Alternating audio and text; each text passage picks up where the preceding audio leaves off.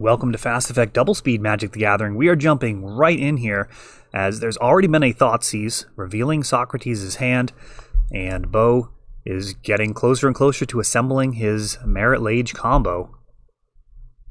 We'll see how Socrates recovers from this early Thoughtseize. He still has a Jace Wielder of Mysteries, I think it is. Wielder of Secrets, something along those lines. Labman and a Planeswalker. Part of the ways that this deck works. And I believe that's a Waterlogged Grove? Something like that. The one that draws a card when it enters the battlefield.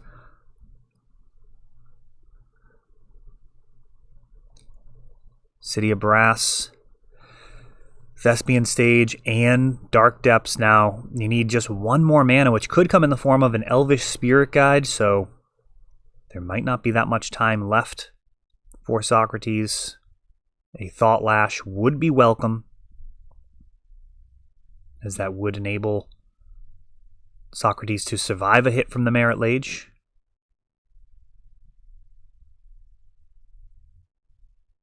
And that is it. He is scooping it up.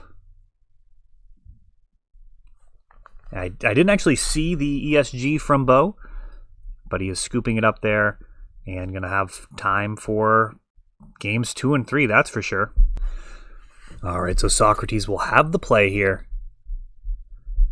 And Turbo Depths, I'll tell you, it feels much faster than it actually is. They can't kill you on the first turn. They can make a 20/20 on the first turn and then potentially attack for lethal on the second. More often, it's going to be a couple of additional turns needed to make that 20/20 actually show up. And in terms of legacy, that's a lot of turns. The difference is, though, their lines are really concise. They don't take very much extra movement.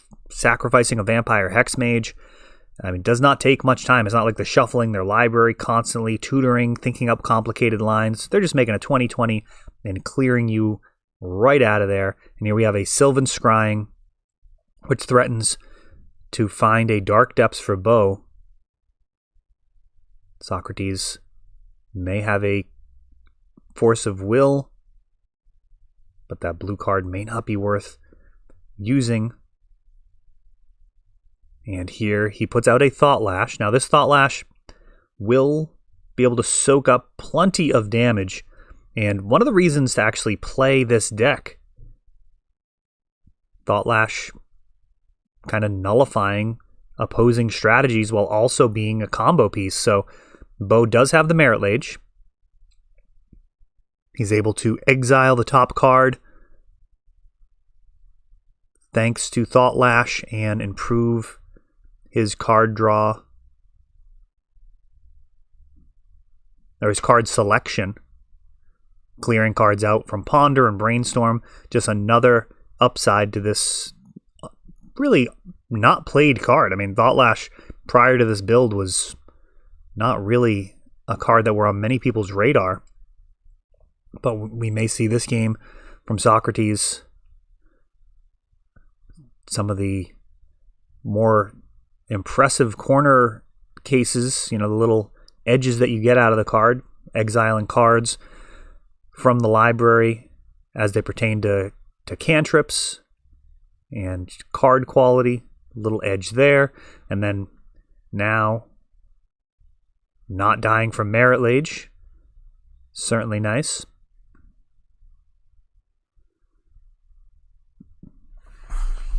So he's going to prevent a bunch of it, but not all. And now 2 more cards due to the upkeep, but this Hideaway is going to be accessible to him when his library gets low enough. That is the Hideaway on Shelldock Isle. He brainstorms, and he just needs a Thassa's Oracle or a Jace Wielder of Mysteries. Probably should have checked his name before doing the video. But I'm sure someone will let me know in the comments if that's not his actual name. I'm pretty sure it's really close to that. and just soaking up casual 20 damage swings.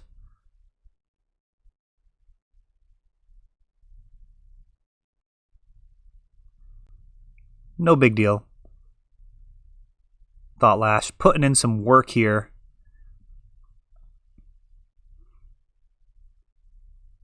And now a Brainstorm.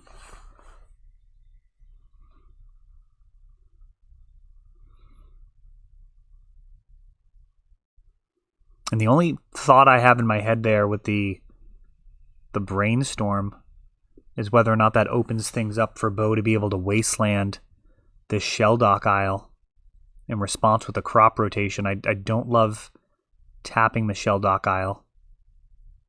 That could be kind of dangerous.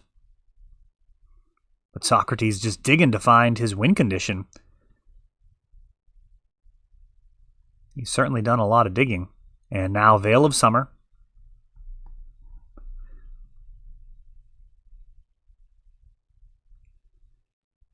We have a crop rotation in response.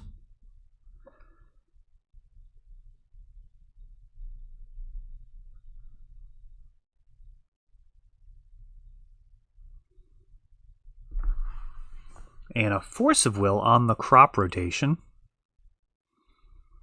So there's some things to consider here. So there's Stifle is a potentially dangerous card. Turbo Adepts can have access to Flusterstorm. There's quite a lot of ways that this could go wrong. And here is a Flusterstorm, potentially countering.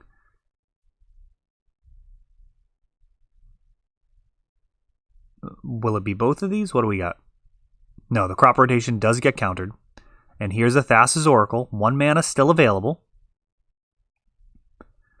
She's got the trigger. And Bo does not have the Stifle here, so that is going to do it. Socrates picking up game number 2. Stifle, such a dangerous card, and you just don't see that much of it right now.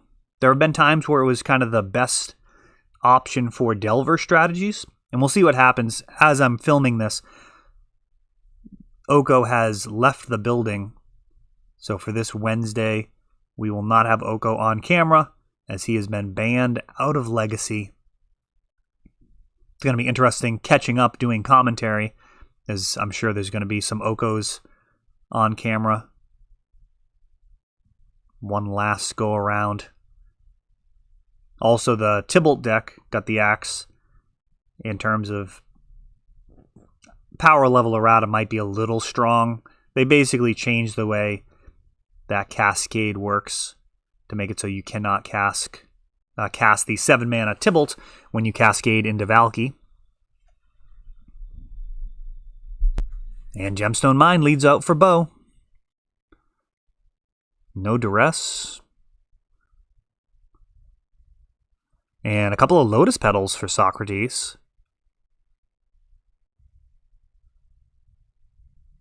This is a blue-green build with a little bit of black, I do believe, for Limdul's Vault.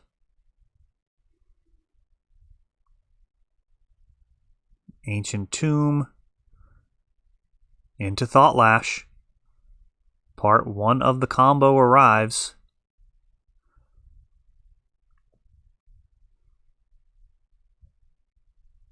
And in this order, it is kind of interesting. It's a question of how to actually contend with this Thought Lash.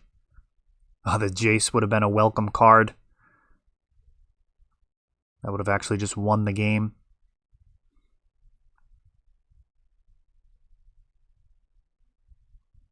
Preordained takes a look.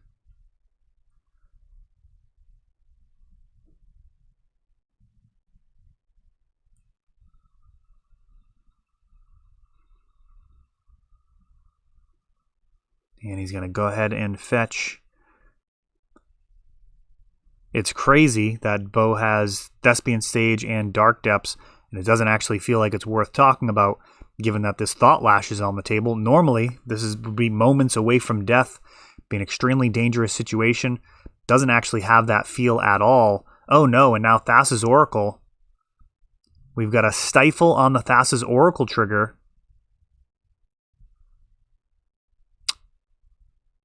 after the cards are exiled. Okay, I was going to say, if he jumped the gun there, that would be a total disaster.